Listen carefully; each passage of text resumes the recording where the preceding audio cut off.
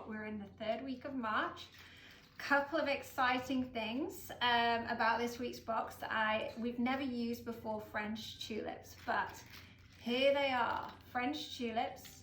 Why are French tulips so incredible? Well, they're incredibly tall. Look at the height of them. So as you might have seen from the photos, this style of this arrangement is very different to what we've done traditionally. So typically we do like a really full base, and then all of the gaps in between the arrangement are filled with elements of floral elements. This arrangement is slightly different because it's actually more special because it has a lot of airspace, and that's really to enable us to capture the height of the French tulips. We then have, these are actually not French tulips, but they look similar. They're grown in Sun Valley Farms, but they have this really nice, it's almost like a soft yellow, golden in a way, colour tone, and they open out really beautifully. And we're going to talk a lot about how to shape tulips in this video, but you can see how cool their colour is. So we have 3 of those. The local ranunculus season started, very excited about that. So we've got 4 ranunculus in this box as well. And then this, some people call it Ariasteron. I call it banana wax. It's also known as banana wax. It has an incredible fresh, like almost such a strong fragrance to it, but really fresh. Smells amazing.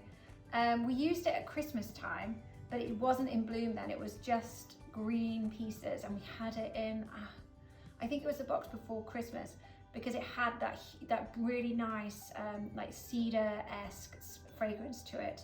It isn't a member of the cedar family at all, but it does have that almost like a holiday fragrance to it. So, but now it's in bloom, the fragrance is even more beautiful, and then it has these beautiful little white flowers on it too. So we're going to create structure using the banana wax first. Now the really important thing with this, and I am going to give you one tip. So creating an arrangement with a lot of airspace, you'll see a lot of designers, especially San Francisco based ones, it's a very trendy style right now.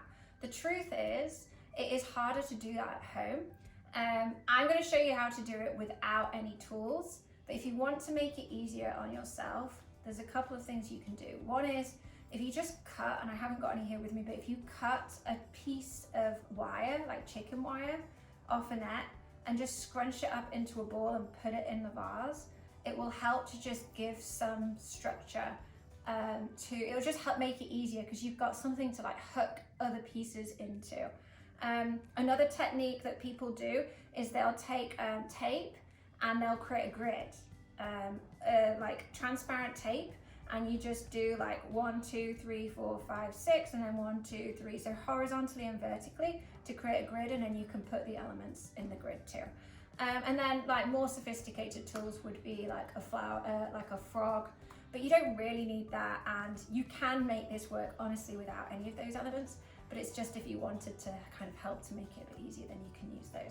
So the truth is that creating like a crisscross grid with the banana wax is quite important because there's not a ton of greenery in this box. It's very bloom heavy, and we need to hook kind of elements on top of each other. So I'm literally, every piece that I add, I'm crossing it over a previous piece.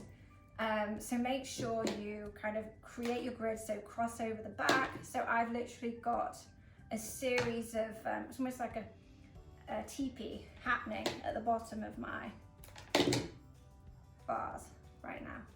So that's going to really help us in a minute. So we're going to add these are the smaller tulips. These are not French tulips, but they've got a beautiful colour tone. So a couple of things about tulips. They grow to find light. So that means that the beautiful thing about this arrangement is it's going to kind of curve and bend. We do want to cut a few of these tulips down, but on the whole, the French tulips, the beautiful thing about them is they're taller. So we really want to encapsulate the height of those and like make that a dramatic part of the arrangement. So any floppy leaves on these, you just want to strip them off. So just go through stripping them off This has got one there, so strip them off. I might actually strip that one off too. Any that are kind of recessed to the stem, you can keep those. And then what you can do is take each petal individually. This is a very kind of fashionable trick right now with tulips, and just bend them inside out.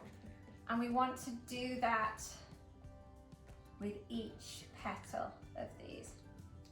So they'll also close again. They will close in the dark when it gets dark, and then they'll open again in the morning. So you will have to keep playing around with them a little bit, just keeping on opening them up day by day. It might be, because these are like 4 or 5 days old, and our flowers arrive fresh from the grower on the day that they come to you. So if the petals are completely recessed tight, then it's going to be too hard for you to open them like this. Just let them absorb water, because they drink water really quickly. They are bulbous plants, so they really, really absorb water.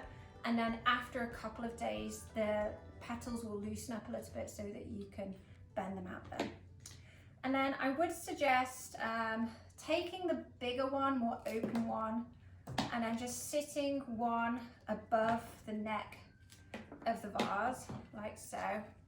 And then the other two, try and keep the height of these. And we're just gonna add them in right now, in between the banana wax. Let's just get them in there. You can play around with the positioning of them when they're when everything's in. It's a little bit easier to do it that way. So I'm just gonna put that one there and that one there. Let's put that one there for now. So the next part that we're gonna add in are the ranunculus. So a couple of things about these. You may notice that some of them have a clean stem, like this one, and some of them have like these little tiny bloom bobbly bits at the sides. Now, it's entirely up to you. Like, some of them aesthetically kind of work, like that is actually a nice shape, so I keep those two together. And then some of them don't so much. So like the bottom piece on this, I'm gonna just pull that off just to clean up the pieces a little bit. They're not going to, these bulbous pieces are not going to open, sadly. They've been cut before they can bloom. So once we've done that, the trick with these really is we're gonna add them in between the tulips. And again, cut a tiny bit off the ends, and you can see there's a huge amount of airspace. We're just adding them in between right now, these incredible tulips. Like this. Is it going to stay? Put it. If you can't get it to stay, then look down and see where you can hook it into, because there definitely will be a place within the grid, especially towards the middle, where that'll kind of keep it in position. And then, like we did with the tulip, it is nice to have like one at the front. This one, I'm going to keep a little bit taller. Here, like so. And then we have the most exquisite flowers, these giant French tulips. Now, it really does depend on the height of your vase. A taller vase is better, but you can see that what we've got through having the tulip and the ranunculus kind of sitting on the napiers, we've got like a level there. And then we've got a level taller than that where we've got the ranunculus and the rest of the tulips. Now, the thing is, you don't want to cut these down too short, because the beauty of them is that they are taller. That's what makes them special. Same thing with the other tulips. You want to strip the leaves off the stem. Now, the same thing is with opening them up too. You can just take each petal at a time. You can see how big their heads are. And they have this beautiful coral color tone with a stripe almost on each petal, which is so unusual. Now, one thing, what you can do with tulips, but you have to be quite careful about it, is you can maneuver the stems to get them to face the direction that you want them to go in. So for instance, if I look at my arrangement, I can see it would be quite nice to have one here. and I might put the other one, depending on how it looks then, on this side, or I might put 2 on this side, or I might have 1 here and 1 here. We'll see how it works. But what you can do to get them to face forward is if you just gently massage the stem in the direction that you want it to face, it will help. They do bend easily, but be careful because they're very brittle, so they can snap easily too. Okay, so put 1 on the right side, and then I'm going to do the same with the other. Strip any of the loose petals, leaves, petals. Please turn the petals inside out. There we go. They have the most beautiful shape to them. Now, where can we put that? Now we've got a few options. We are going to play around. I would suggest playing around with this when you finish. You know, I think for me, oops, daisy, and that's going to happen too. You're just going to get one in place and then one will move and you're like, oh, don't do that to me. I think on this side, it would be nice. So I'm going to cut a tiny bit off the end and then put it in the back here. And then you just have to play around with them because it's a little bit like a puzzle. As soon as you get one in position, the other just topples out of the way. So just spend four minutes or so just gently maneuvering, there you go, to be where you want. And there we have it.